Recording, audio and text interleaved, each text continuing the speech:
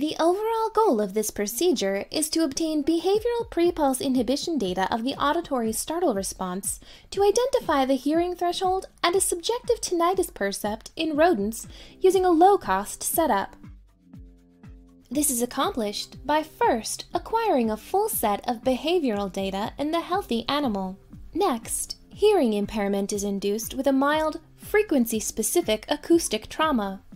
The third step is to obtain the same behavioral data in the hearing-impaired animal. Then, the data is analyzed to measure any hearing loss and a possible tinnitus percept. Ultimately, results can show not only hearing threshold changes, but also frequency-specific tinnitus percepts through the behavioral measurements of startle responses.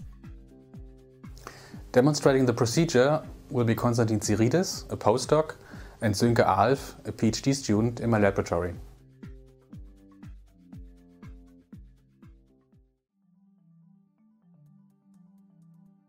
First, a PC with necessary equipment needs to be assembled.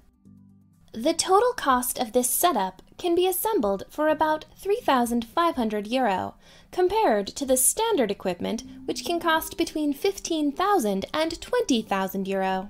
This includes a DA converter connected to a breakout box and an amplifier, an infrared webcam, and MATLAB software running an integrated development environment.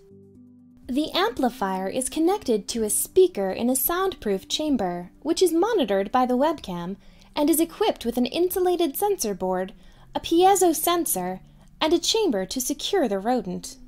Within the soundproof chamber, there is also a microphone for sound control.